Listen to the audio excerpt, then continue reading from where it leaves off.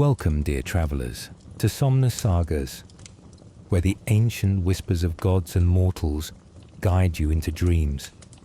I'm your guide, here to lead you through the timeless sands of ancient Egypt, a land where the Nile's soft ripples and the desert's golden embrace cradle the tales of divine mysteries.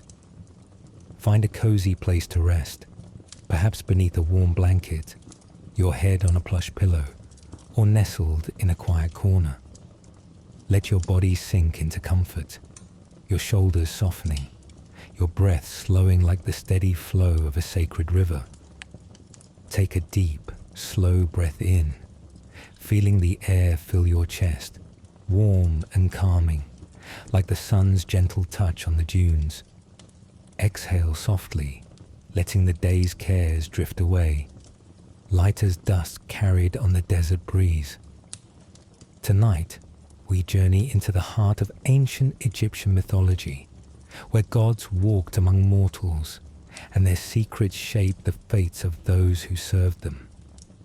These tales, woven from the threads of divine lore, tell of solitary figures whose lives ended in shadow, their deaths tied to the mysteries of Osiris, Anubis, Isis, Ra, and Set.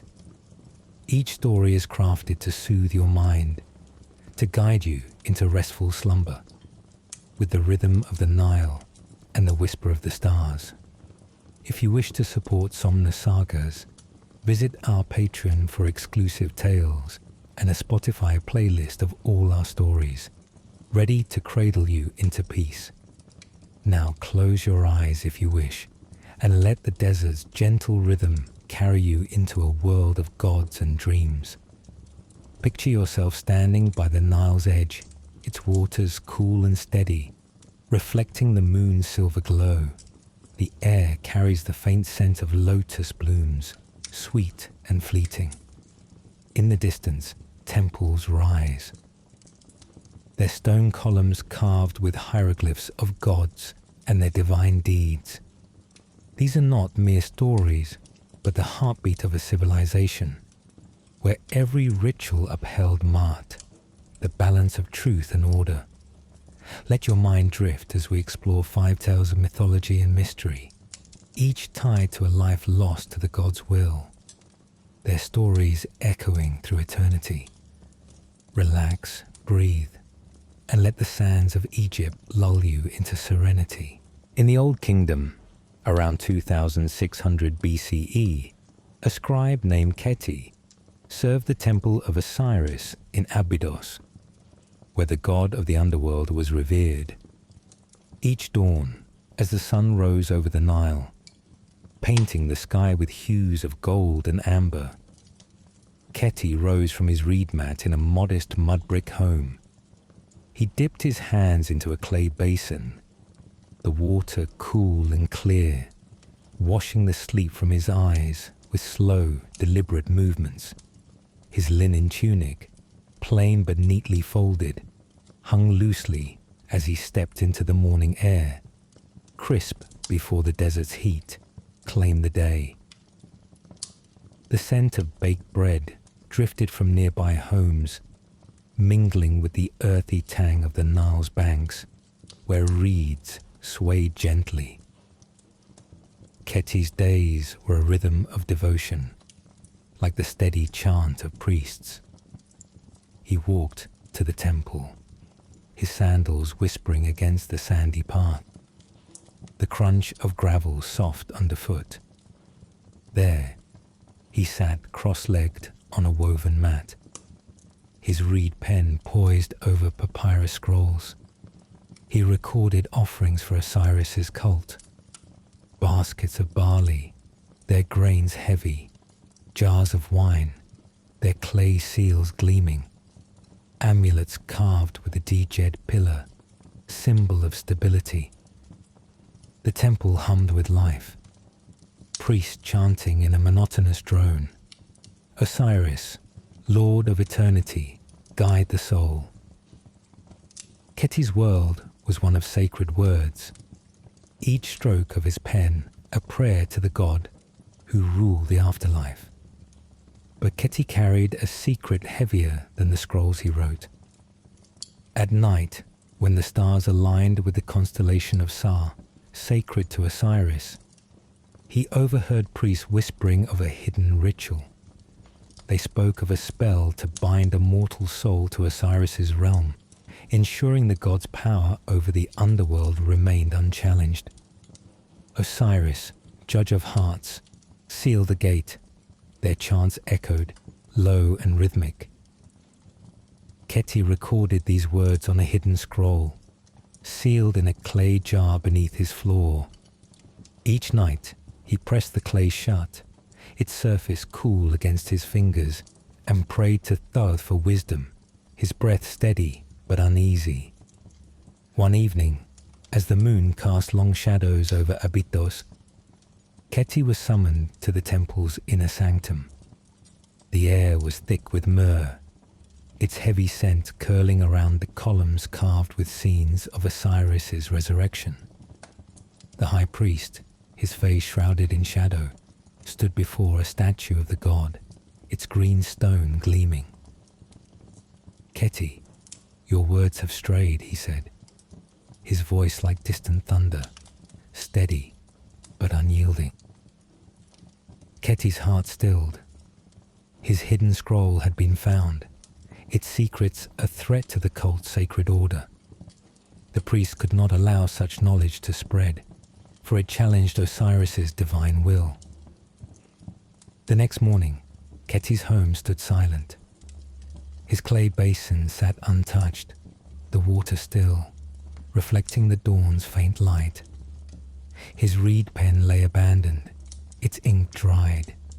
Whispers drifted through the temple, soft and fleeting, that Khepri had been claimed by Osiris, his soul bound to the underworld.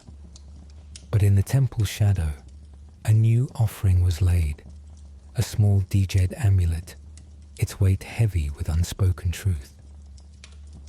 The desert wind blew softly, scattering sand over Abydos, burying Khepri's name in the dunes. As you listen, feel your breath slow, matching the rhythm of the wind, your body sinking deeper into rest. In the Middle Kingdom, around 2000 BCE, an embalmer named Nephthys worked in the necropolis of Saqqara, where Anubis, the jackal-headed god of mummification, was honored. Each morning, he woke to the cry of falcons, their wings slicing through the dawn's haze. Nephthys' hands, skilled and steady, prepared linens and resins for the dead. He walked to the embalming house, his sandals tapping softly against the earth, the air thick with the scent of natron and myrrh. The Nile flowed nearby, its waters shimmering, reflecting the sun's first rays like a path to the afterlife. Nephthys' work was a cycle of sacred repetition. He prepared bodies for eternity, wrapping them in linen, each fold precise, each knot deliberate. He measured natron, its crystals coarse under his fingers, to dry the flesh. He poured resin, its scent heavy and warm, to preserve the body's form. The embalming house hummed with quiet activity, assistants grinding herbs, priests chanting, Anubis weigh the heart, guide the soul. Nephthys' world was one of ritual, each act a prayer to Anubis, ensuring the deceased reached the field of reeds, the eternal paradise. But Nephthys saw beyond the linens. In the embalming house, he found a hidden chamber, its door sealed with a jackal's sigil. Inside, he discovered a scroll inscribed with Anubis' secret judgments, detailing a ritual to weigh a living heart, binding it to the god's will. The scroll's words chilled him, speaking of a sacrifice to maintain Anubis' power over the dead. Nephthys copied the ritual in secret, his hands trembling as he etched the words onto clay. Each night, he hid the clay tablet beneath a stone slab, praying to Anubis for forgiveness. the air heavy with resin scent. One dusk, as the sun sank behind the step pyramid, Nephthys was called to the necropolis's deepest chamber. The air was thick with incense, the walls lined with jackal statues, their eyes glinting in the torchlight. A priest, his robe embroidered with silver, stood before a sealed altar. "Nephthys, your hands have served the dead," he said, his voice low and steady, like the desert's pulse. "But some judgments belong to Anubis alone." Nephthys' tablet had been found. Its secrets, a blasphemy against the god's order. The next morning, the embalming house was quieter. Nephthys' tools lay still, his station empty, the natron undisturbed. Priests whispered of an embalmer taken by Anubis. His heart weighed in the god's scales. A new linen roll was placed in the chamber, its folds precise, its weight heavy with truth. The desert wind sighed, scattering sand over Saqqara, burying Nephthys' name in the dunes. As you listen, let the rhythm of the wind lull you, your breath slowing, your mind drifting toward peace. In the Ptolemaic era, around 100 BCE, a priestess named Anuket served in the temple of Isis at Philae, where the goddess of magic was revered. Each morning began with the scent of myrrh, burning in bronze braziers as Anuket walked the temple's marble halls. Her white robes, flowing and light, brushed the floor, gathering dust from the sacred stones. She carried a sistrum, its metal discs jingling softly, a sound that wove into the chants of her sisters. "Isis, mother of magic, protect us." The Nile lapped against the temple's edge, its rhythm steady, its waters reflecting the dawn's pale light, shimmering like liquid silver. Anuket's days were a cycle of ritual, each gesture a thread in the tapestry of Maat's order. She offered lotus flowers, their petals soft and fragrant, to the statue of Isis, its alabaster face serene. She poured wine into a golden bowl, the liquid catching the torchlight, and lit incense, its smoke curling upward. She chanted hymns, her voice blending with the sistrum's jingle, a steady, soothing rhythm. "Isis, weaver of spells, guide us." The temple was a world of balance, where every act upheld the divine harmony, keeping chaos at bay. Anuket's movements were precise, her hands steady, her heart devoted to the goddess, but shadows lingered within the light. In the temple's library, among scrolls of spells and hymns, Anuket found a text sealed with a wax sigil, marked with Isis's knot. Its words spoke of a spell, not for healing, but for control, to harness Isis's magic, to bind the gods themselves. The scroll described a sacrifice, a life given to seal the spell's power, its words heavy as stone. Anuket read in secret, by the flicker of a single lamp, her heart pounding. She hid the scroll beneath a loose stone in the library, its weight a burden on her soul. Each night she prayed to Isis, her sistrum's jingle echoing in the silent hall, seeking guidance, her breath soft and steady. During the Opet festival, as music and laughter filled the air, Anuket was summoned to the temple's innermost chamber. The air was thick with incense, its scent heavy and sweet.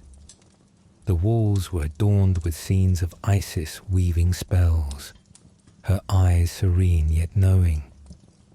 The high priestess, her eyes like polished onyx, stood before an altar, a dagger gleaming in her hand. "Anuket, Your faith has wavered, she said. Her words a chant, steady and unyielding. The scroll had been found, its secrets a threat to Isis's divine order. Anuket's fate was sealed to protect the goddess's magic. The next dawn, the temple was silent, the air still. Anuket's sistrum lay still, its discs no longer jingling. Her robes were folded neatly by the altar, their white linen catching the morning light. Pilgrims whispered of a priestess taken by Isis, her soul woven into the goddess's spells. But the Nile flowed on, its waters carrying away whispers of a spell unfinished, a secret buried in the temple stones. As you listen, feel the rhythm of the river, your breath slowing, your body sinking deeper into rest. In the New Kingdom, around 1300 BCE, an oracle named Meretseger served the temple of Ra in Heliopolis, where the sun, God's light, was worshipped. Each morning she rose in her simple home, its walls adorned with paintings of the sun's journey. She dressed in a linen robe, its fabric soft and white, and adorned her wrists with bracelets of gold, their weight a reminder of her sacred duty. She walked through the temple's courtyard, where palm trees swayed, their shadows dancing on the stone floor. The air carried the scent of frankincense, burning in braziers, and the distant hum of priests chanting Ra's praises. Meretseger's days were a cycle of divine communion. She stood before Ra's statue, its golden face gleaming, and offered prayers, her voice low and steady. Ra, Lord of Light, guide us. She lit lamps, their flames flickering, and poured water into a silver bowl, its surface reflecting the sun's rays. She read omens in the sky, noting the flight of birds or the shape of clouds, each sign a message from Ra. Her world was one of prophecy, where every vision upheld Maat's balance, ensuring the sun's daily journey across the heavens. But Meretseger carried a secret heavier than her visions. In the temple's archive, behind a sealed door, she found a tablet inscribed with a prophecy of Ra's wrath. It spoke of a solar eclipse, a darkening of the sun that would plunge Egypt into chaos unless a sacred rite was performed, requiring a mortal's life to appease Ra's anger. Meretseger copied the prophecy in secret, her hands trembling as she etched the words onto papyrus. Each night, she hid the copy beneath a stone in the courtyard, praying to Ra for clarity, the frankincense heavy in the air. One evening, as the sun sank below the horizon, casting Heliopolis in a golden glow, Meretseger was summoned to the temple's inner sanctum. The air was thick with incense, the walls lined with reliefs of Ra's solar bark.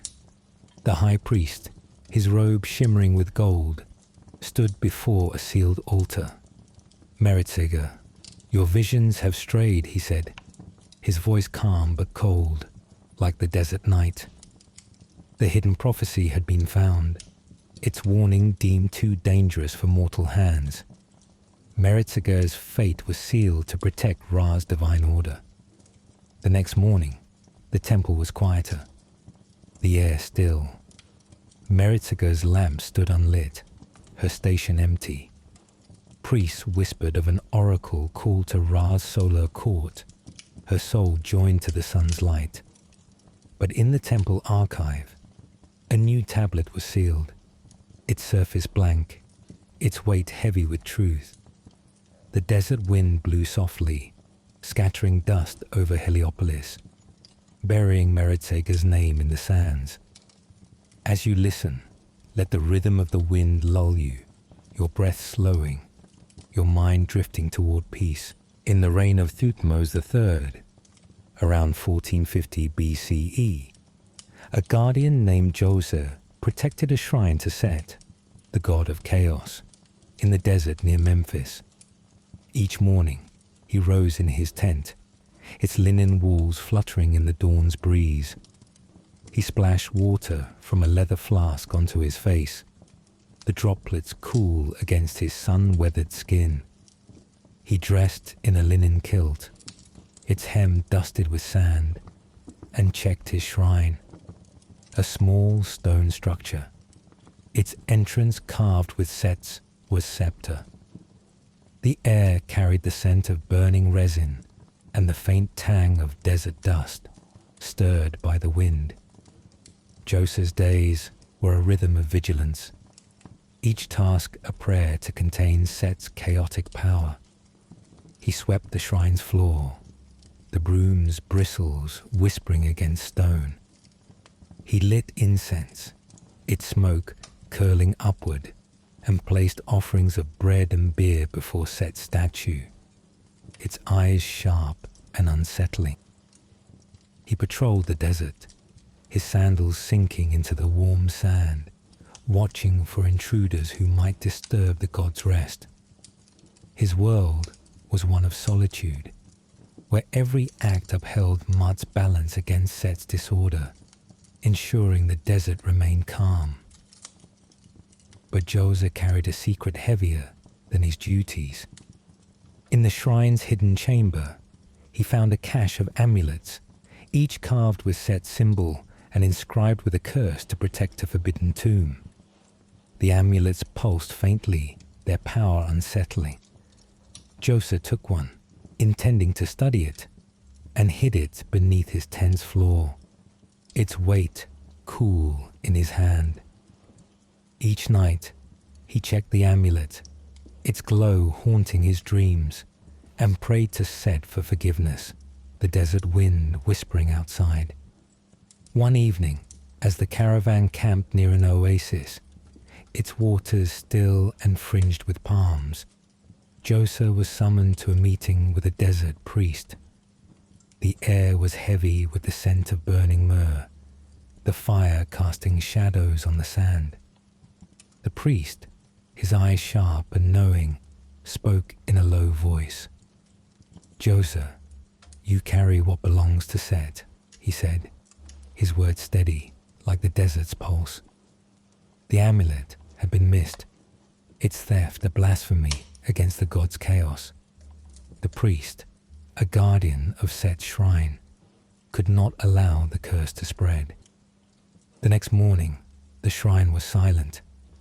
Djoser's tent stood empty, his flask untouched, the water still. His men whispered of desert spirits, their voices hushed. The amulet was returned to the shrine, and a new stone sealed its chamber, its surface blank but heavy with truth. The desert wind blew softly, scattering sand over Memphis, burying Djoser's name in the dunes.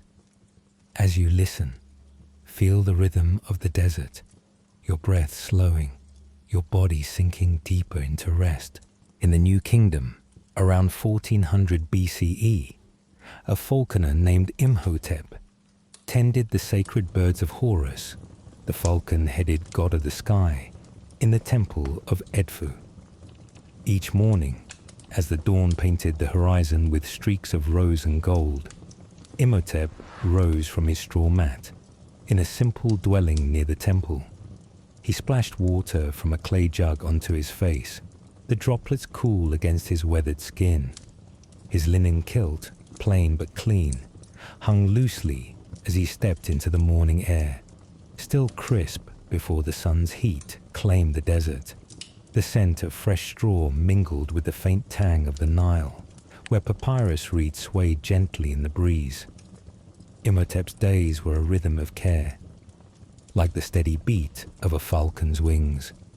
He walked to the temple's aviary, his sandals whispering against the stone path, the crunch of gravel soft underfoot. There, he tended Horus's falcons, their feathers sleek and golden, their eyes sharp as the god they served. He fed them strips of raw meat, their beaks snapping gently, and cleaned their perches, sweeping straw with a slow, deliberate motion. The temple hummed with quiet chants, priests offering prayers to Horus, Lord of the sky, watch over us. Imhotep's world was one of devotion, each act a prayer to the god who saw all from above. But Imhotep carried a secret heavier than the falcons he tended. One night, while cleaning the aviary under the stars, he overheard priests whispering of a vision granted by Horus, a prophecy of a coming flood that would drown the land unless a sacred eye, the Wejat, was offered to appease the god. The priests spoke in low tones, their voices like a distant wind. Horus, protector, guard the balance. Imhotep recorded the vision on a shard of pottery, his hands trembling as he scratched the words. Each night, he hid the shard beneath a stone in the aviary, praying to Horus for guidance, the air heavy with the scent of straw and feathers. One evening, as the sun dipped below the horizon, casting Edfu in a golden glow, Imhotep was summoned to the temple's inner sanctum. The air was thick with incense, its scent curling around columns carved with Horus's falcon form. The high priest, his robe adorned with blue linen, stood before a statue of the god, its eyes gleaming like polished lapis.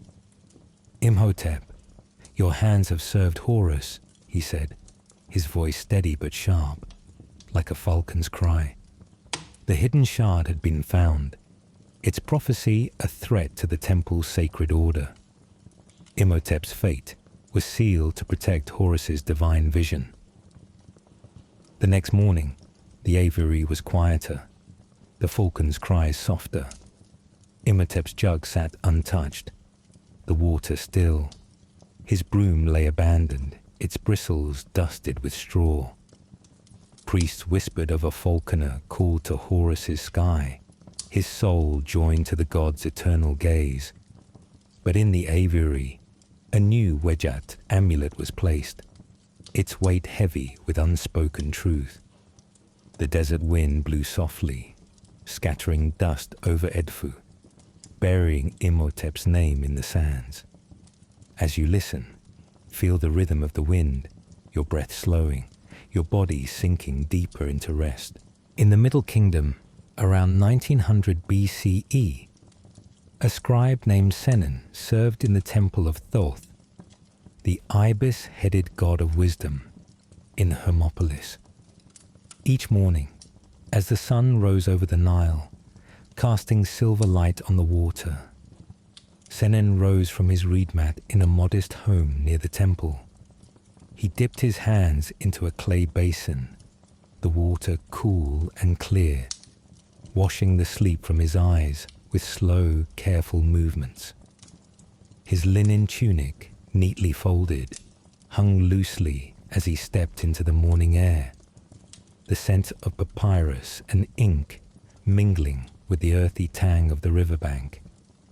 Senon's days were a cycle of sacred writing, like the steady flow of the Nile. He walked to the temple, his sandals tapping softly against the stone path, the air warm with the promise of heat. In the scriptorium, he sat cross-legged, his reed pen poised over papyrus scrolls. He recorded Thoth's teachings, spells for knowledge, hymns for wisdom, calculations of the stars. The temple hummed with the soft scratches of other scribes, their pens moving in rhythm, and priests chanting, "Thoth, Lord of Truth, guide our hands." Senon's world was one of words, each stroke of his pen a prayer to the god who guarded knowledge. But Senon carried a secret heavier than his scrolls. In the temple's library, behind a shelf of sacred texts, he found a tablet inscribed with Thoth's forbidden knowledge. a spell to unlock the secrets of the cosmos, granting wisdom beyond mortal limits. The tablet warned of a price, a life to balance the divine gift. Senon copied the spell in secret, his hands trembling as he etched the words onto clay. Each night, he hid the clay tablet beneath a floor stone, praying to Thoth for forgiveness, the air heavy with the scent of ink and dust. One dusk, as the sun sank behind the temple, casting long shadows over Hermopolis, Senon was summoned to the inner sanctum. The air was thick with the lotus incense, its scent curling around like columns carved with Thoth's ibis form. The high priest, his robe shimmering with silver, stood before a statue of the god, its eyes gleaming like moonstone. "Senon, your words have trespassed," he said, his voice low and steady, like the scratch of a pen. The hidden tablet had been found, its knowledge a threat to Thoth's sacred order. Senon's fate was sealed to protect the god's wisdom. The next morning, the scriptorium was quieter, the air still. Senon's basin sat untouched, the water reflecting the dawn's light. His pen lay abandoned, its ink dried. Scribes whispered of a scholar called to Thoth's library, his soul joined to the god's eternal knowledge. But in the temple, a new tablet was sealed, its surface blank, its weight heavy with truth. The desert wind sighed, scattering dust over Hermopolis, burying Senon's name in the sands. As you listen, let the rhythm of the pen lull you, your breath slowing, your mind drifting toward peace. In the New Kingdom, around 1350 BCE, a dancer named Nephthys performed in the temple of Hathor, the goddess of love and music, in Dendera. Each morning, as the dawn bathed the Nile in golden light, Nephthys rose from her linen bed in a small home near the temple. She bathed in a clay basin, the water cool and scented with lotus, her movements slow and graceful. Her linen dress, adorned with beads, shimmered as she stepped into the morning air, the scent of jasmine blooming in the courtyard mingling with the river's earthy tang. Nephthys' days were a rhythm of dance, like the gentle sway of Hathor's sistrum. She walked to the temple, her sandals whispering against the stone path, the air warm with the promise of celebration. In the temple's courtyard, she danced before Hathor's statue, its cow-eared face serene, its eyes gleaming with turquoise. Her movements were fluid, her anklets jingling softly, each step a prayer to the goddess. Priests chanted in a monotonous drone, "Hathor, Lady of Joy, bless us." Nephthys' world was one of music and grace, each dance upholding Maat's harmony, bringing love to the land. But Nephthys carried a secret heavier than her beads. During a festival, she overheard priests whispering of a sacred rite to Hathor, a dance to summon the goddess's power to heal the land's heart. The rite required a dancer's life to seal its magic, binding her soul to Hathor's eternal joy. Nephthys recorded the rite on a papyrus scrap, her hands trembling as she hid it beneath her bed, praying to Hathor for guidance, the air heavy with jasmine scent. Each night, she danced in secret, practicing the right steps, her anklets jingling softly in the dark. One evening, as the moon rose over Dendera, casting silver light on the temple, Nephthys was summoned to the inner sanctum. The air was thick with myrrh, its scent curling around columns carved with Hathor's sistrum.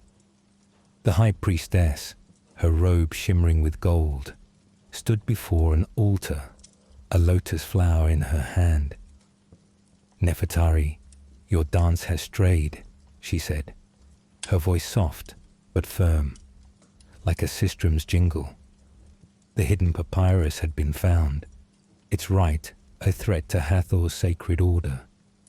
Nefertari's fate was sealed to protect the goddess's magic.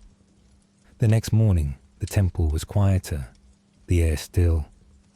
Nefertari's basin sat untouched, the water reflecting the dawn's light. Her anklets lay silent, their beads dusted with sand.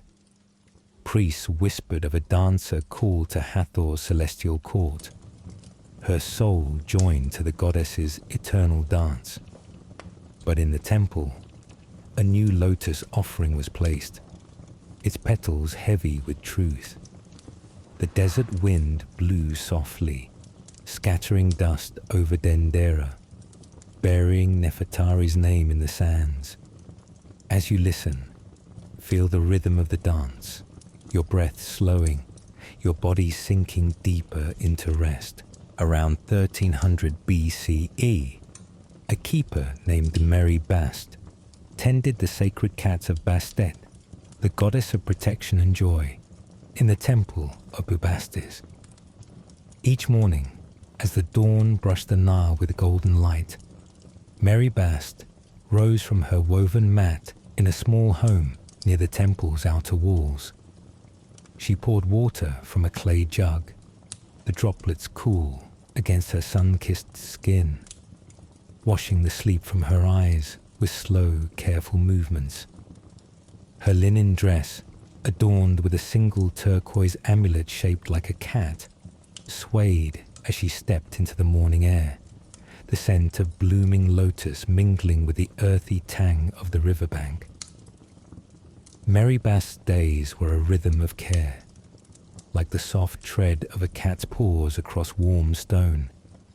She walked to the temple's sanctuary, her sandals whispering against the stone path, the air warm with the promise of the sun's embrace. There she tended Bastet's sacred cats, their fur sleek and warm, their eyes gleaming like polished emeralds in the torchlight. She offered bowls of milk, their surfaces rippling gently as the cats lapped, and swept the sanctuary floor, the broom's bristles brushing softly in a steady, soothing cadence. The temple hummed with priest chants, their voices low and monotonous. Bastet, guardian of homes, bring us joy.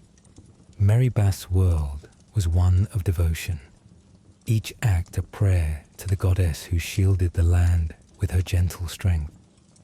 Each evening, Mary Bast prepared offerings for Bastet's altar, placing small clay figurines of cats, their forms smooth and cool, before the goddess's statue. She lit oil lamps, their flames flickering softly, casting shadows that danced like cats across the walls. She sprinkled petals of blue lotus, their scent sweet and faint, around the altar. Her movements slow and deliberate, as if weaving a spell of peace. The cats curled around her feet, their purrs a steady hum, blending with the Nile's distant lapping.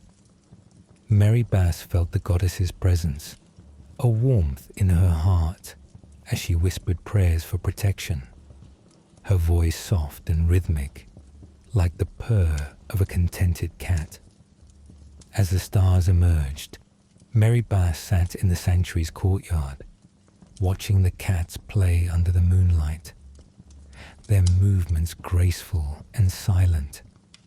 She arranged reeds in a basket, their stems smooth under her fingers, and hummed a hymn to Bastet, the melody simple and repetitive, lulling her mind into calm. The air was cool now, carrying the scent of the Nile and the faint rustle of palm fronds. Her world was one of quiet joy, each moment a thread in the tapestry of Bastet's love, weaving harmony into the lives of those who worshipped her. As you listen, feel the rhythm of the purr, your breath slowing, your body sinking deeper into rest. Around 2500 BCE, an artisan named Rekhmera worked in the temple of Ptah, the creator god of craftsmanship in Memphis. Each morning, as the sun rose over the Nile, casting silver light on the water, Rekhmera rose from his reed mat in a modest mud brick home. He splashed water from a clay basin, the droplets cool against his weathered hands, washing the sleep from his eyes with slow, deliberate movements. His linen kilt, plain but neatly pressed, hung loosely as he stepped into the morning air, the scent of limestone dust mingling with the earthy tang of the riverbank. Rekhmera's days were a rhythm of creation, like the steady beat of Ptah's divine hammer shaping the world. He walked to the temple's workshop, his sandals tapping softly against the stone path, the air warm with the promise of the day's heat. There, he carved statues of Ptah, their forms emerging from blocks of alabaster, their surfaces smooth under his chisel. He struck the stone in a slow, deliberate cadence, tap, tap, tap, the sound blending with the workshop's hum. Artisans polishing stone, priests chanting, Ptah, shaper of earth, guide our hands. Rekhmera's world was one of craft, each stroke a prayer to the god who created all things. Each evening, Rekhmera polished his tools, their bronze surfaces gleaming in the torchlight, and arranged them neatly on a wooden bench, their handles smooth under his fingers. He offered a small clay model of a scarab, symbol of creation, to Ptah's altar, its surface cool and precise. The temple's air was thick with the scent of resin, used to seal the statues, and the faint hum of the Nile's flow. Rekhmera knelt before Ptah's statue, its eyes inlaid with lapis, and whispered prayers for inspiration, his voice low and steady, like the rhythm of his chisel. The god's presence felt like a warm breeze, guiding his hands, filling his heart with purpose. As night fell, Rekhmera sat outside the workshop, watching the stars align above Memphis, their light soft and eternal. He smoothed a piece of limestone with his hands, its texture cool and familiar, and hummed a hymn to Ptah, the melody simple and repetitive, lulling his mind into peace. The air carried the scent of the Nile and the distant rustle of palm leaves. His world was one of creation, each moment a tribute to Ptah's divine artistry, weaving beauty into the fabric of Egypt. A priest named Amenhotep tended the sacred flame of Amun, the hidden god of creation and kingship, in the temple of Karnak. Each morning, as the dawn bathed the Nile in golden light, Amenhotep rose from his linen bed in a simple chamber near the temple. He bathed in a clay basin, the water cool and scented with myrrh, his movements slow and graceful. His white robe, adorned with a golden ankh pendant, shimmered as he stepped into the morning air, the scent of incense mingling with the river's earthy tang, where palm trees swayed gently in the breeze. Amenhotep's days were a rhythm of reverence, like the steady flicker of Amun's eternal flame. He walked to the temple's inner sanctum, his sandals whispering against the polished stone floor, the air warm with the promise of divine presence. There, He tended the sacred fire, its flames dancing softly in a bronze brazier, casting golden light on the walls. He offered loaves of bread, their crusts warm and fragrant, and poured oil into the fire, its scent rising in curls of smoke. The temple hummed with priest chants, their voices low and monotonous. Amun, Hidden One, bless our land. Amenhotep's world was one of worship, each act a prayer to the god who upheld Egypt's divine order. Each evening, Amenhotep replenished the brazier's oil, its surface gleaming in the firelight, and arranged fresh lotus flowers around Amun's statue, their petals soft and cool. He swept the sanctum floor, the broom's bristles brushing rhythmically, blending with the Nile's distant lapping. He chanted hymns to Amun, his voice steady and soothing, like the flame's gentle crackle, invoking the god's hidden power. The air was thick with myrrh, its scent heavy and warm, and Amenhotep felt Amun's presence, a quiet strength in his heart, guiding his rituals with unseen grace. As the stars rose over Karnak, Amenhotep sat in the temple's courtyard, watching the flames glow reflect on the stone columns. He arranged reeds in a clay vase, their stems smooth under his fingers, and hummed the hymn to Amun, the melody simple and repetitive, lulling his mind into peace. The air carried the scent of the Nile and the faint rustle of palm fronds. His world was one of divine harmony, each moment a thread in Amun's eternal tapestry, weaving serenity into the lives of Egypt's people. As you listen, feel the rhythm of the flame, your breath slowing, your body sinking deeper into rest. Around 1320 BCE, a healer named Nephthys served in the temple of Sekhmet, the lioness goddess of healing and war in Memphis. Each morning, as the dawn cast a golden glow over the Nile, Nephthys rose from her linen mat in a modest chamber near the temple's outer walls. She poured water from a clay jug, the droplets cool and scented with myrrh, washing her face with slow, deliberate movements.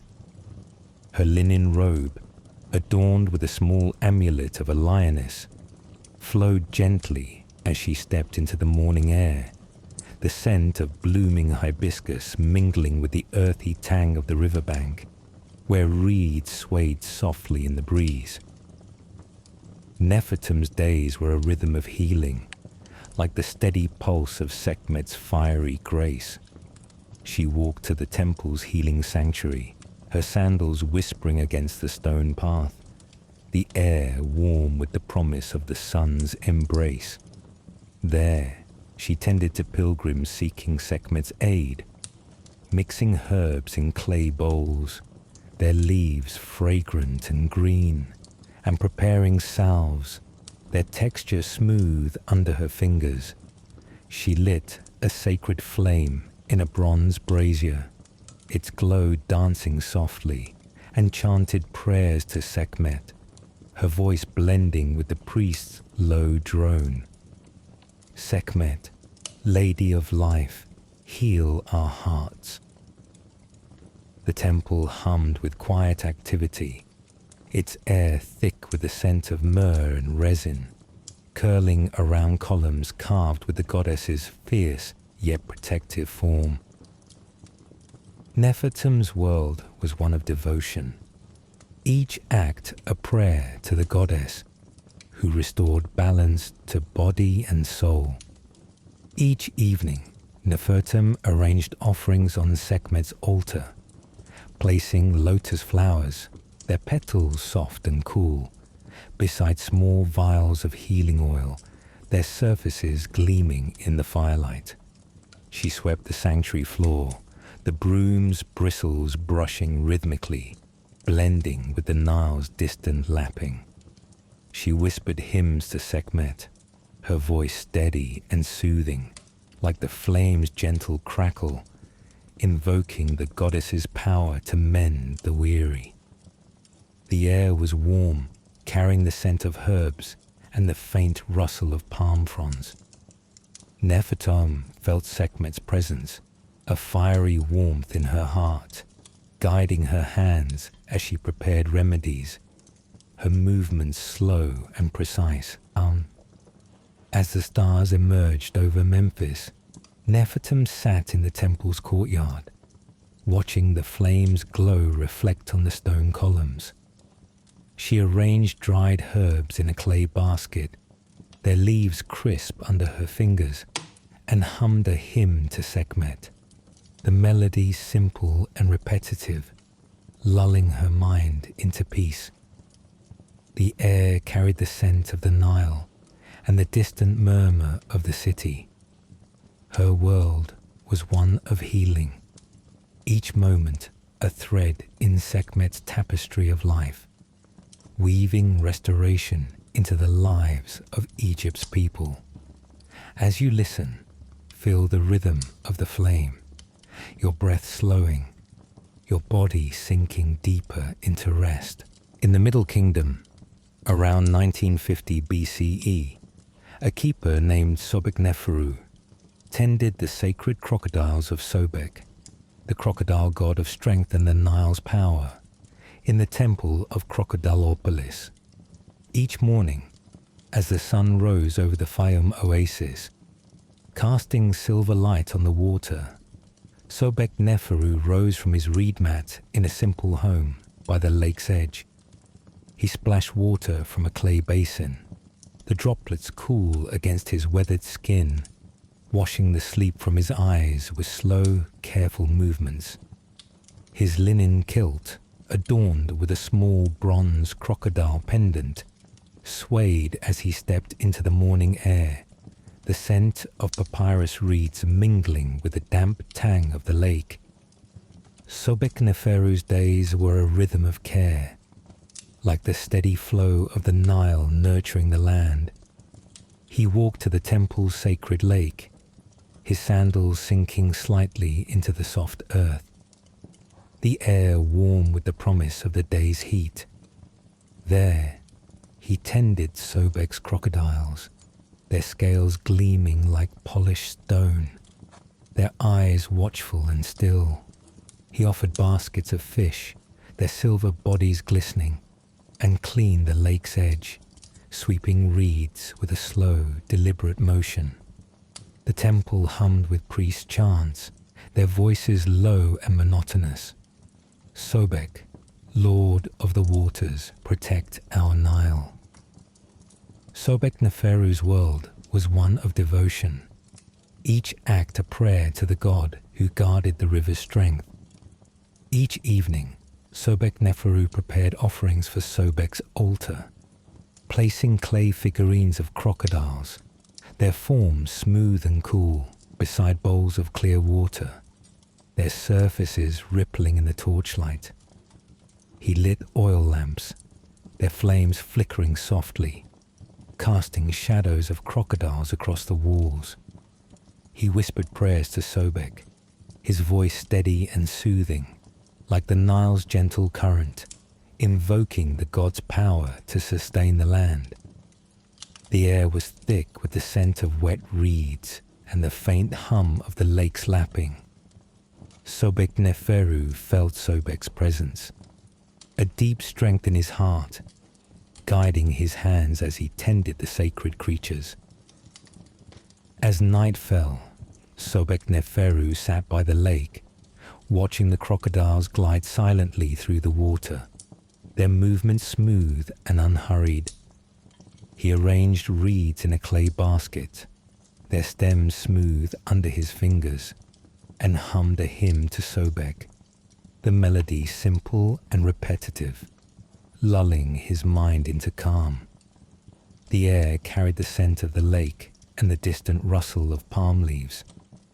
His world was one of harmony, each moment a tribute to Sobek's life-giving power, weaving strength into the fabric of Egypt.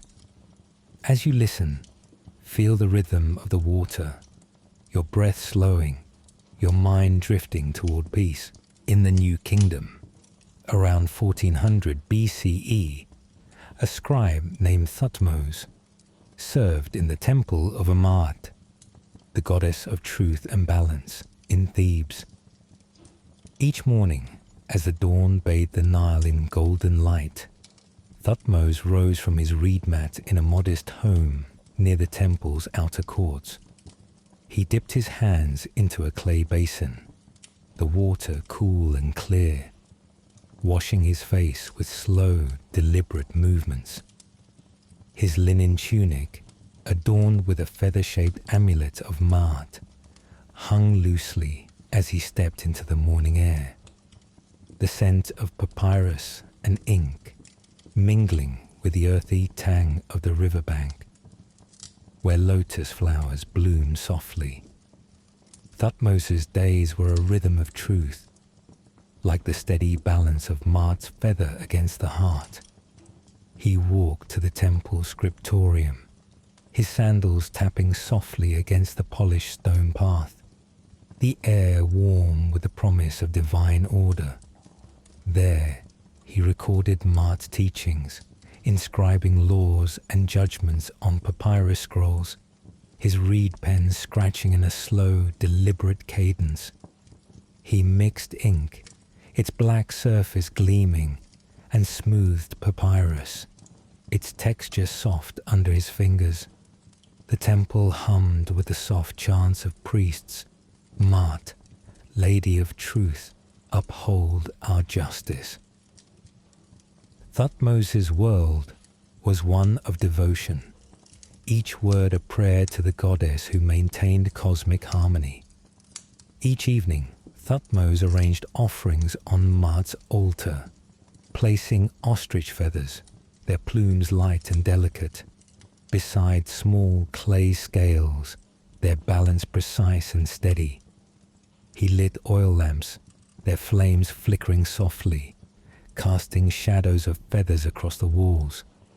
He chanted hymns to Maat, his voice low and soothing, like the scratch of his pen, invoking the goddess's power to guide Egypt's justice.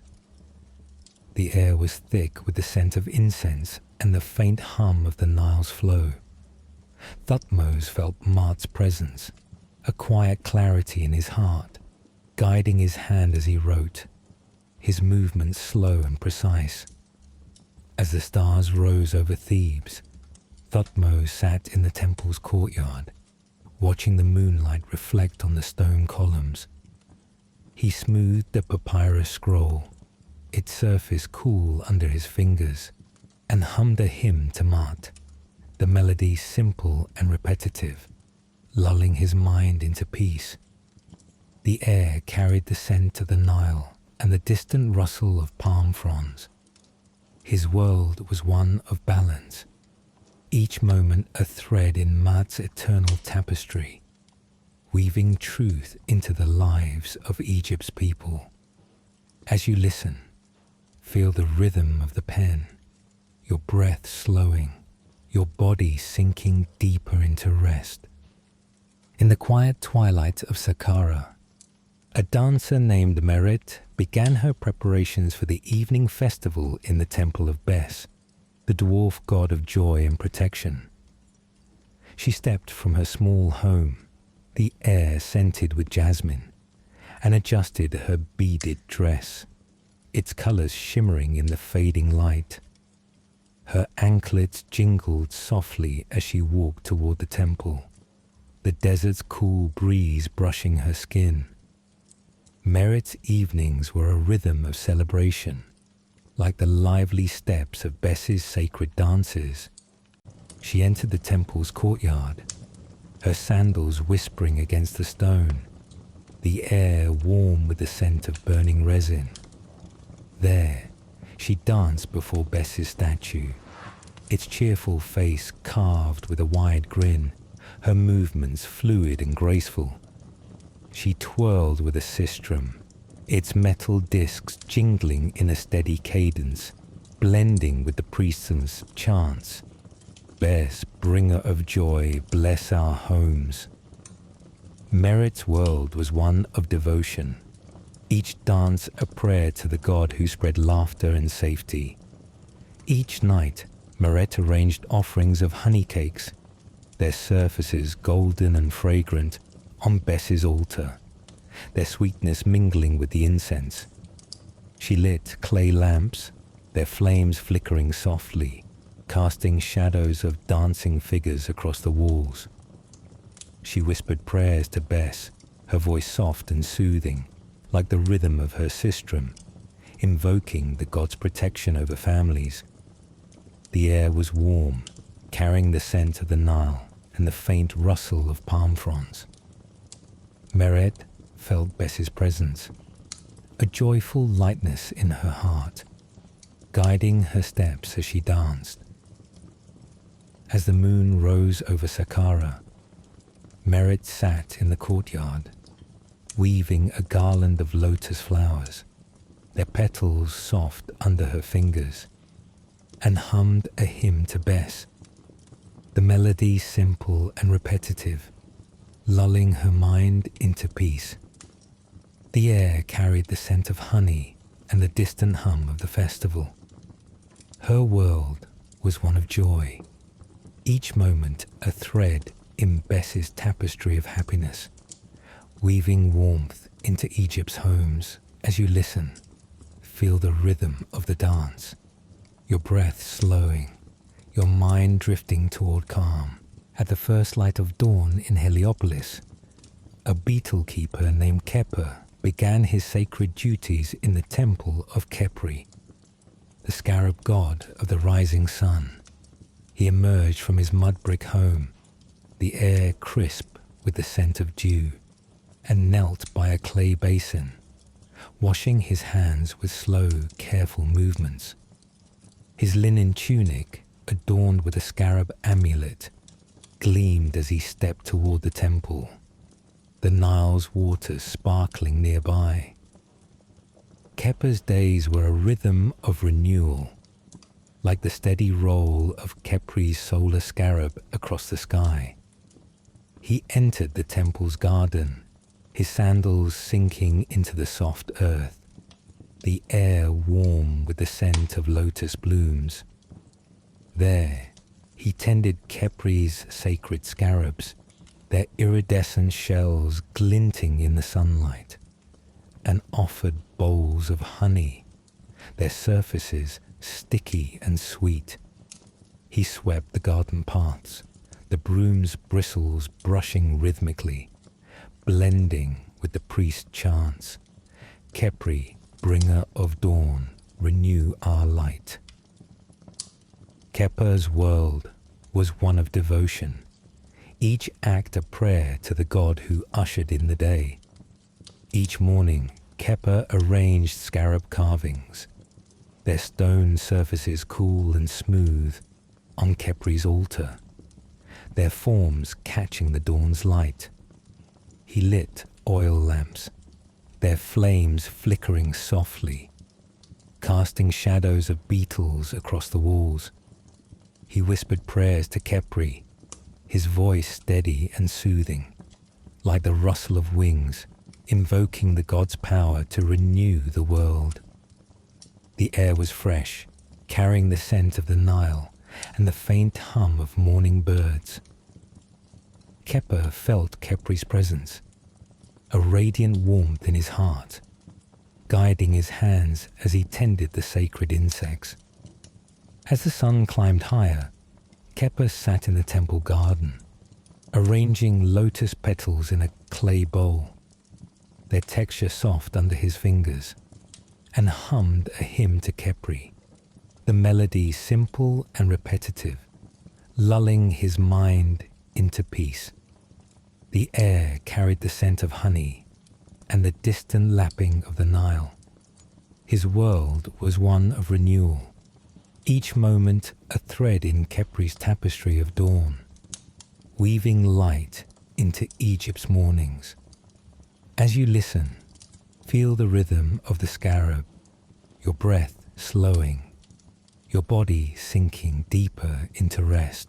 Under the starry canopy of Abydos, a priestess named Neith began her night vigil in the temple of Nephthys, the goddess of mourning and protection. She stepped from her small chamber, the air cool with the scent of myrrh, and adjusted her linen robe, its hem adorned with a silver ankh. Her sandals whispered as she walked toward the temple, the Nile's gentle flow shimmering in the moonlight.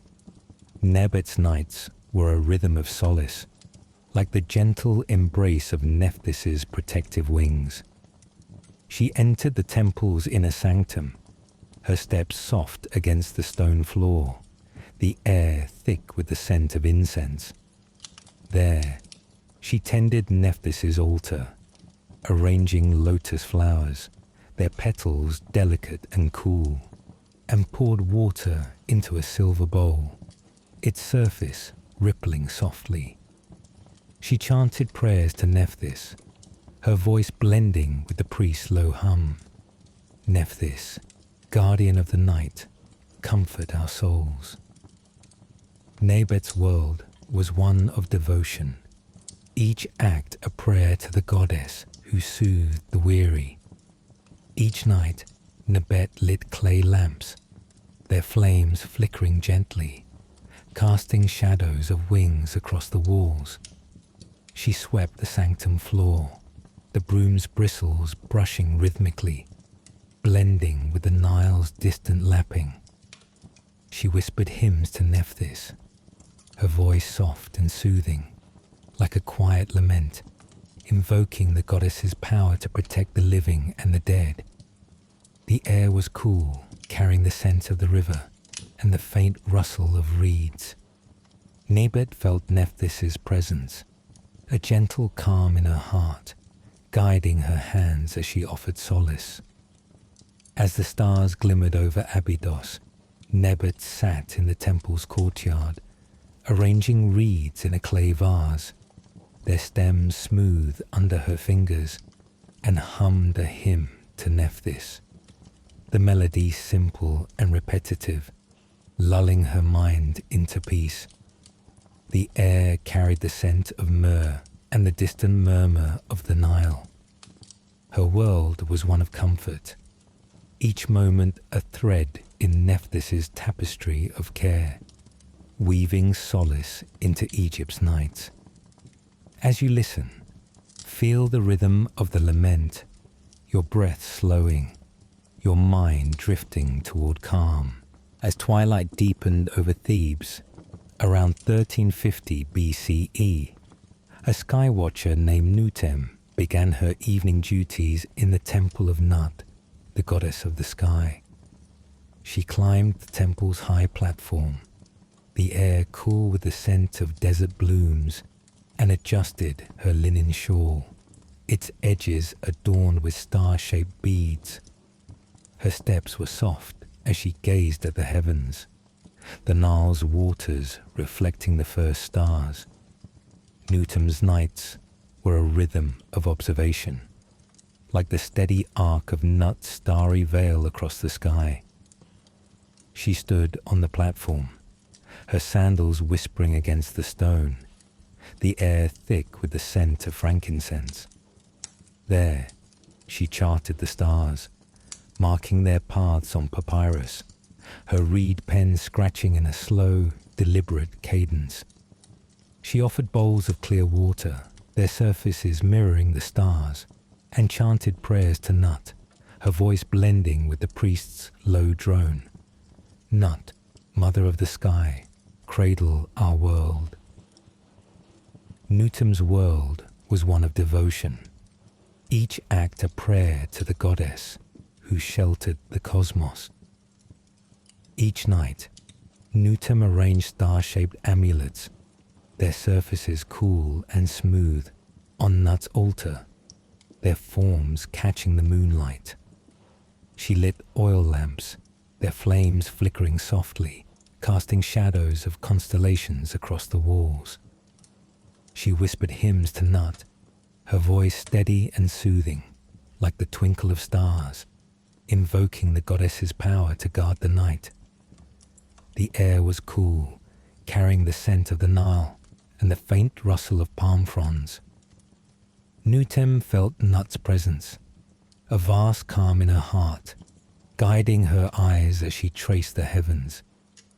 As the stars shone brighter, Nutem sat on the platform, smoothing a papyrus scroll, its texture soft under her fingers, and hummed a hymn to Nut, the melody simple and repetitive, lulling her mind into peace. The air carried the scent of the desert and the distant lapping of the Nile. Her world was one of wonder, each moment a thread in Nut's celestial tapestry, weaving serenity into Egypt's nights. As you listen, feel the rhythm of the stars, your breath slowing, your body sinking deeper into rest. In the stillness of midnight in Karnak, a moon priest named Khonsu began his sacred duties in the temple of Khonsu, the god of the moon and time. He stepped from his chamber, the air cool with the scent of lotus, and adjusted his linen robe, its hem adorned with a crescent moon pendant. His sandals whispered as he walked toward the temple, the Nile's waters glinting under the moon's glow.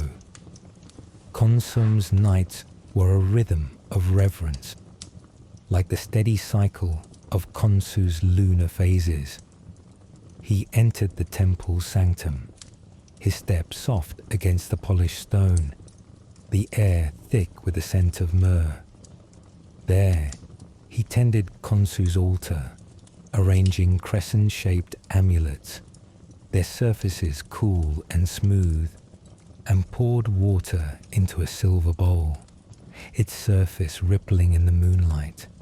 He chanted prayers to Khonsu, his voice blending with the priest's low hum. Khonsu, Lord of Time, guide our nights. Khonsu's world was one of devotion, each act a prayer to the god who measured the heavens. Each night, Khonsu lit clay lamps, their flames flickering gently, casting shadows of moons across the walls. He swept the sanctum floor, the broom's bristles brushing rhythmically, blending with the Nile's distant lapping. He whispered hymns to Khonsu, his voice soft and soothing, like the chime of moonlight, invoking the god's power to soothe the night. The air was cool, carrying the scent of the river and the faint rustle of reeds. Khonsu felt Khonsu's presence, a gentle glow in his heart, guiding his hands as he tended the altar. As the moon reached its zenith, Khonsu sat in the temple's courtyard, arranging lotus petals in a clay bowl, their texture soft under his fingers, and hummed a hymn to Khonsu, the melody simple and repetitive, lulling his mind into peace. The air carried the scent of myrrh and the distant murmur of the Nile. His world was one of calm, each moment a thread in Khonsu's lunar tapestry, weaving serenity into Egypt's nights. As you listen, feel the rhythm of the moonlight, your breath slowing, your mind drifting toward calm. As the evening shadows lengthened in size, around 1200 BCE, a scribe named Sekhmet began her work in the temple of Seshat, the goddess of writing and measurement.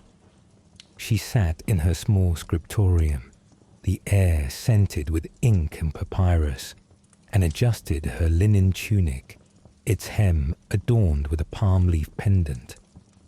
Her reed pen gleamed as she prepared to record the day's rituals, the Nile's waters murmuring nearby. Sekhmet's evenings were a rhythm of precision, like the steady measure of Seshat's divine records. She worked in the temple's library, her sandals tapping softly against the stone floor, the air warm with the scent of wax seals. There, she inscribed festival dates on papyrus, her reed pen scratching in a slow, deliberate cadence, and measured offerings with a small scale, its balance precise. She chanted prayers to Seshat, her voice blending with the priest's low drone. Seshat, Lady of Records, preserve our truth. Sekhmet's world was one of devotion, each word a prayer to the goddess who chronicled Egypt's history. Each evening, Sekhmet arranged palm leaves, their edges smooth and cool, on Seshat's altar, their forms catching the lamplight. She lit oil lamps, their flames flickering softly, casting shadows of scrolls across the walls. She whispered hymns to Seshat, her voice steady and soothing, like the scratch of her pen, invoking the goddess's power to guard knowledge. The air was warm, carrying the scent of the Nile and the faint rustle of papyrus. Sekhmet felt Seshat's presence, a clear focus in her heart, guiding her hand as she wrote. As the stars shone over sighs, Sekhmet sat in the library smoothing a papyrus scroll, its texture soft under her fingers, and hummed a hymn to Seshat, the melody simple and repetitive, lulling her mind into peace. The air carried the scent of ink and the distant lapping of the Nile. Her world was one of wisdom, each moment a thread in Seshat's tapestry of knowledge, weaving clarity into Egypt's records as the sun dipped below the horizon in this, around 1300 BCE, casting a fiery glow over the desert. A warrior priest named Anhur began his evening vigil in the temple of Anhur, the god of war and hunting. He stood in the temple's courtyard, the air cool with the scent of cedar, and polished a bronze spear, its surface gleaming under the torchlight.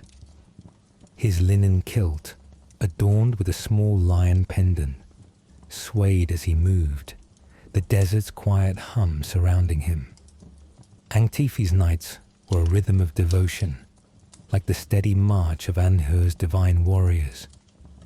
He paced the temple's outer walls, his sandals tapping softly against the stone, the air thick with the scent of incense. He arranged spears before Anhur's statue, its lion-like face serene yet strong, and swept the courtyard, the broom's bristles brushing rhythmically.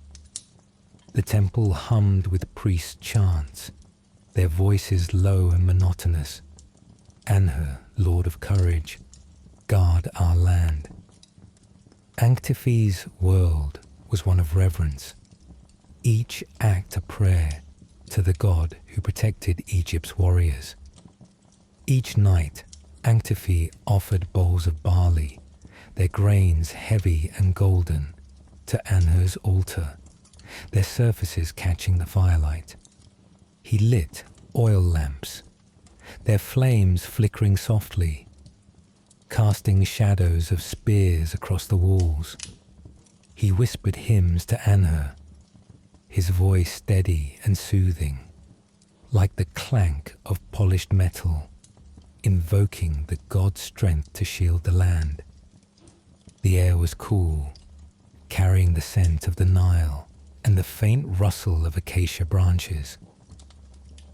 Anhur felt Anhur's presence, a bold warmth in his heart, guiding his steps as he patrolled the sacred grounds. As the stars shone over this, Anhur sat by the temple's gate, polishing a spear shaft, its wood smooth under his fingers, and hummed a hymn to Anhur, the melody simple and repetitive, lulling his mind into peace.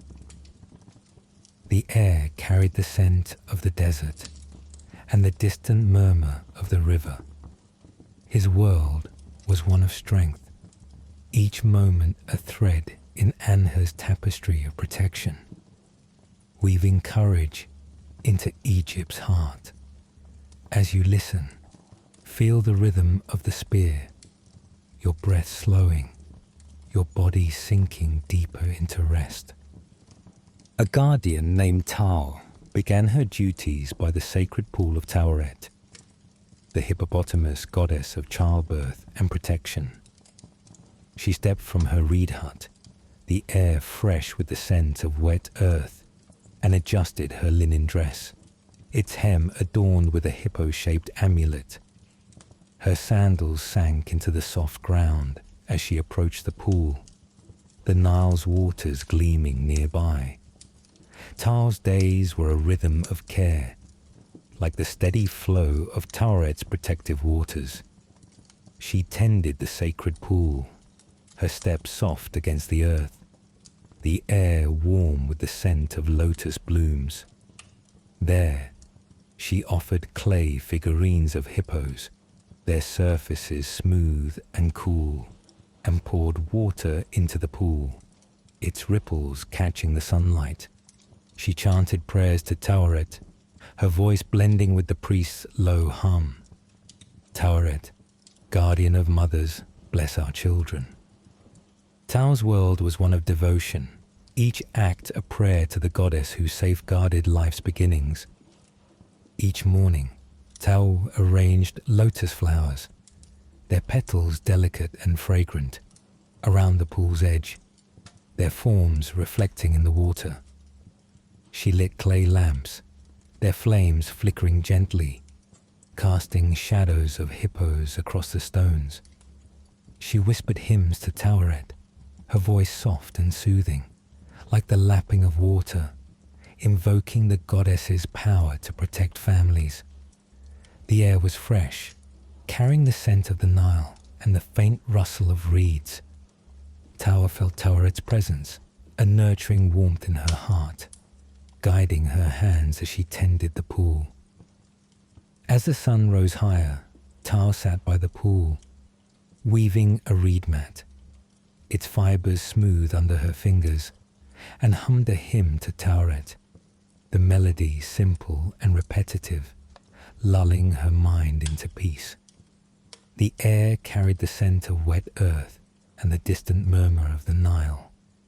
Her world was one of protection, each moment a thread in Taweret's tapestry of care, weaving safety into Egypt's families. As you listen, feel the rhythm of the water, your breath slowing, your mind drifting toward calm. A farmer named Gebhotep began his work in the temple lands of Geb, the god of the earth. He stepped from his mud brick home, the air rich with the scent of damp soil, and adjusted his linen kilt, its hem adorned with a small stone amulet. His sandals crunched softly as he walked toward the fields, the Nile's waters nourishing the crops nearby.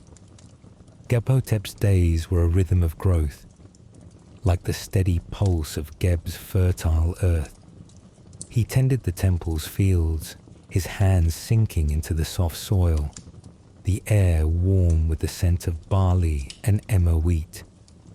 He sowed seeds, their grains small and warm, and watered the crops, the water flowing gently from clay channels. He chanted prayers to Geb, his voice blending with the farmer's low hum. Geb, father of the land, bless our harvest. Gebhotep's world was one of devotion, each act a prayer to the god who sustained Egypt's bounty.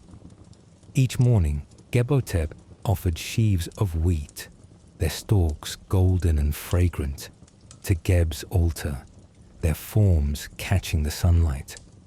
He lit oil lamps, their flames flickering softly, casting shadows of crops across the walls. He whispered hymns to Geb, his voice steady and soothing, like the rustle of leaves, invoking the god's power to enrich the soil. The air was warm, carrying the scent of the Nile and the faint hum of insects. Gebhotep felt Geb's presence, a deep strength in his heart, guiding his hands as he tended the fields. As the sun climbed higher, Gebhotep sat by the fields, arranging seeds in a clay basket, their texture smooth under his fingers, and hummed a hymn to Geb, the melody simple and repetitive, lulling his mind into peace. The air carried the scent of soil and the distant lapping of the Nile. His world was one of abundance, each moment a thread in Geb's tapestry of fertility, weaving nourishment into Egypt's heart. A weaver named Nephthys began her work in the temple of Neith, the goddess of weaving and wisdom. She sat in her small workshop, the air scented with flax and cedar, and adjusted her linen dress, its hem adorned with a shuttle-shaped pendant. Her fingers moved deftly as she prepared her loom, the Nile's waters murmuring nearby. Nephthys' evenings were a rhythm of creation, like the steady weave of Neith's divine threads. She worked in the temple's weaving room, her sandals tapping softly against the stone floor, the air warm with the scent of linen. There, she wove cloth for Neith's statues, her loom clacking in a slow, deliberate cadence, producing fabric smooth and white. She chanted prayers to Neith, her voice blending with the priest's low drone. Neith, mother of creation, guide our hands. Nephthys' world was one of devotion, each thread a prayer to the goddess who wove the world's order. Each evening, Nephthys offered rolls of linen, their surfaces soft and cool, to Neith's altar, their folds catching the lamplight. She lit oil lamps, their flames flickering gently, casting shadows of looms across the walls. She whispered hymns to Neith, her voice soft and soothing, like the clack of her loom, invoking the goddess's power to create harmony. The air was warm, carrying the scent of the Nile and the faint rustle of flax. Nephthys felt Neith's presence, a wise calm in her heart, guiding her hands as she wove. As the stars rose over Sais, Nephthys sat by her loom, smoothing a linen thread, its texture soft under her fingers, and hummed a hymn to Neith, the melody simple and repetitive, lulling her mind into peace. The air carried the scent of cedar and the distant murmur of the Nile. Her world was one of creation, each moment a thread in Neith's tapestry of wisdom, weaving beauty into Egypt's soul. As you listen, feel the rhythm of the loom, your breath slowing, your body sinking deeper into rest. And so, dear travellers, our journey through the divine serenity of ancient Egyptian mythology draws to a gentle close. The Nile flows on, its waters whispering the tales of Khepri, Nebtawi, Anuket, Meretega, Djoser, Imhotep, Senen, Nefertari, Meribast, Rekhmire, Amenhotep, Nefertum, Sobek Neferu, Thutmose, Ankhtifi, Meret, Keper, Nebet, Nutem, Khonsum, Sekhmet, Taweret, Gebhotep, and Nephthys, their lives woven into the eternal tapestry of gods and mortals. As you drift towards sleep, imagine the desert stretching before you, its dunes soft and endless, cradling you in their warm embrace. Feel your breath slow, your body lighten, as the stars above guide you into dreams as serene as the Nile's gentle current. Thank you for joining Somnus Sagas tonight. May your sleep be deep, your dreams rich with the magic of Egypt's gods.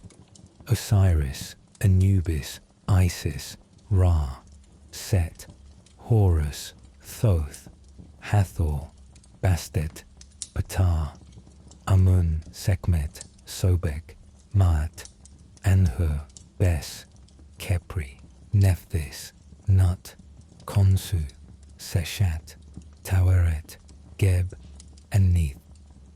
If these tales have soothed you, consider supporting us on Patreon, where more stories await to lull you into peace. Subscribe and hit the bell for weekly journeys into the ancient world. Until we meet again, let the sands of time carry you into restful slumber. Good night.